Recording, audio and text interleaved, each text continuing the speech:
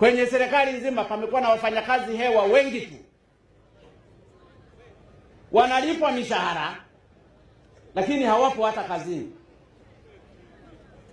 lakini wanakaa wale waajiri wao wanajua kwamba ni nani analipwa mshahara ambao ni wa hewa. Kuna mfanyakazi mmoja kule TRA Dar es Salaam alikuwa analipwa mishahara 17 kwenye akaunti tofauti 17. Tumeshaamua anapelekwa mahakamani. Nilipokuwa nikiapisha wakuu wa mikoa kwamba nataka wafanyakazi hewa wote watolewe kwenye payroll ndani ya siku 2, najua uchambuzi bado unaendelea na taarifa zilikuwa zikamilike kesho. Ndani ya siku 2 wafanyakazi ndani ya serikali, sio halmashauri, palikuwa na wafanyakazi hewa 1680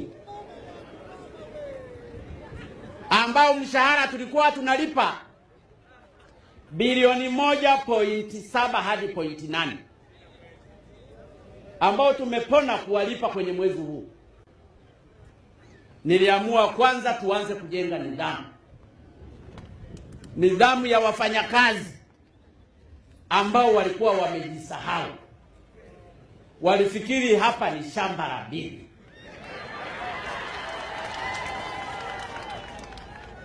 Nina uhakika tumeanza vizuri, lakini hawajafika idadi tunaotaka kuwatumbua kweli.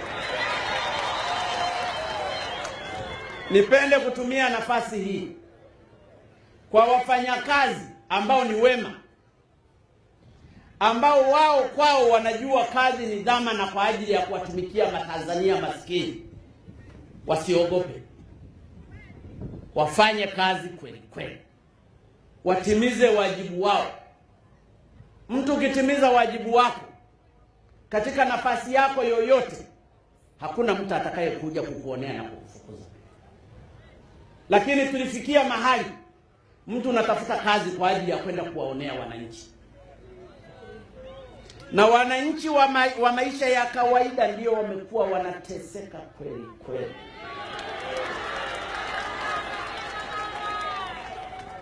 Kila mahali ndipo wamekuwa wakisumbuliwa, mara wanaombwa rushwa, mara wanafanywa nini. Wamekuwa kana kwamba hii Tanzania sio yao. Tujenge umoja wetu wa Watanzania, tushikamane kwa